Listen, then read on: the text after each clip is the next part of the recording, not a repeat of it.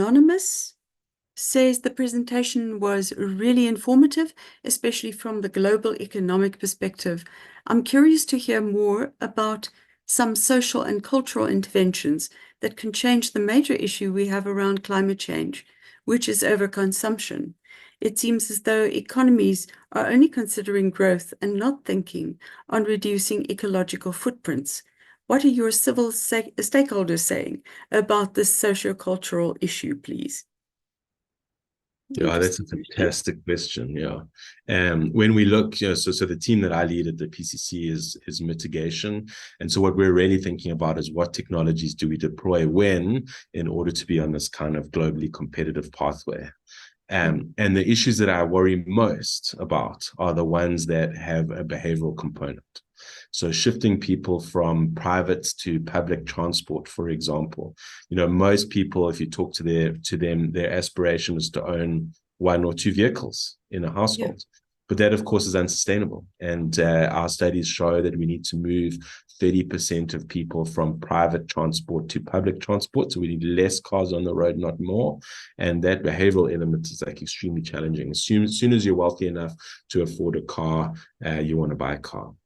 Yes.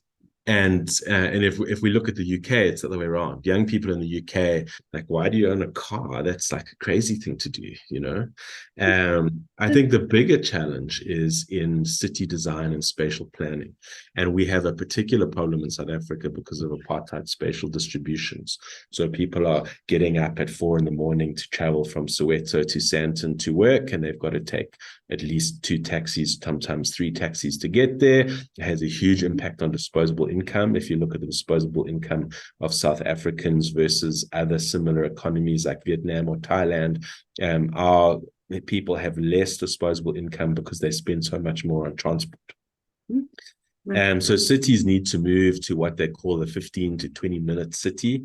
So everything that you need is available within a 20-minute walk or bike ride of your home, and that includes labor.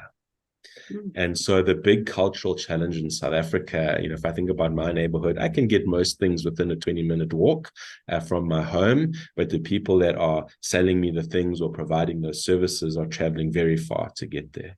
And so we need to integrate our community such that those people are living within 20 minutes from their work. And that means what they call mixed income, mixed use settlements. And that, again, is a huge behavioral thing. If you talk to people, no, I don't want the poor living in my neighborhood. Goodness, And so we've got to change that mindset so that we have much more inclusive settlements. So, these are just 2 examples, but the kind of social and cultural interventions are the biggest challenge. So I wish I had a better answer. Right. Huge issues that we've got. Ronald Rakwashwa says, what is being done in the regulatory and policy areas in South Africa to stimulate the green economy? So I actually had a slide on that and I took it out in the interest of time. But it's a very interesting question. I would say not enough, but there are some very interesting starts. So if we look at what's happening, for example, with the South African Renewables Energy Master Plan, that is a really clear, well thought through, well engaged plan to create localization manufacturing opportunities in the renewable energy sector. And you could apply that logic to a whole range of other sectors, including transmission infrastructure, but even just manufacturing off the back of green energy. We see more and more of the DTIC's master plans thinking about climate change, although not all of them. There is, of course, the JET-IP, so the Just Energy Transition Investment Plan, which identifies a clear pathway across 3 sectors: hydrogen, power, and electric vehicles. And in parallel, we see a lot of activity happening in the electric vehicle space around manufacturing incentives to shift from internal combustion engine to electric vehicles. So there's a lot going on, and it's exciting and it's encouraging. But I guess if you look at what the pace at which things need to be done in order for us to stay below those 2-degree and 1.5-degree targets, we're not moving fast enough yet, but we see the momentum building, which is very exciting. Right. Very interesting. Thank you. Excuse me. On that note, the NSTF has an award for the green economy, NSDF South 32 Awards, and the category is sponsored by the Technology Innovation Agency. So please, audience, take note. When the next round of awards opens, please enter your green economy projects so that we can see what people are working on and give you a boost in terms of visibility and publicity. Steve, thank you very much indeed for that presentation. Again, very informative and thought-provoking.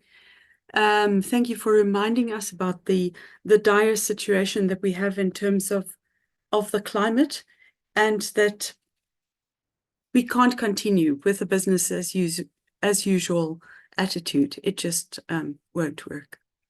Thank you very much indeed. Ashley, you have your hand up.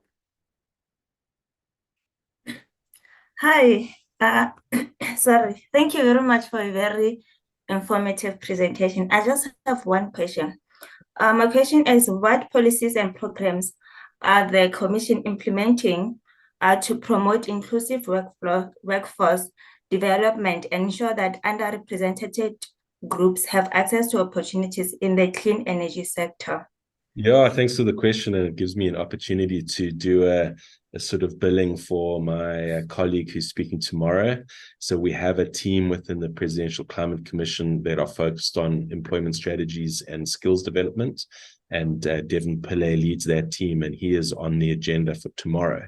And we'll go into a lot more detail about that. But at a very high level, we are thinking about what are the likely pathways that we would follow to get to a net zero competitive economy? What kinds of sectors will that impact? And therefore, what kinds of skills development programs would we need? And thinking more about, more than just about individual skills, we need to be thinking about career pathways and the cluster of skills and training opportunities that are needed for someone to progress. So, for example, if we think about welding, there are going to be huge amounts of welding across different sectors, and particularly in the power sector. And then so someone can train as a welder and have opportunity to a range of entry-level opportunities. But as their skills enhance, then they can start to do welding of boilers. As their skills enhance from that, they can do welding of electrolyzers in the hydrogen sector, for example. And they will need to have additional training at each point in their career as they get more sophisticated. And so how do we simultaneously design those career paths, design the infrastructure that is needed to provide the skills for those people at the right time? But Devin will give you a lot more insights tomorrow. Thank you. Okay, thank you very much, Steve. And thanks for the heads up about tomorrow.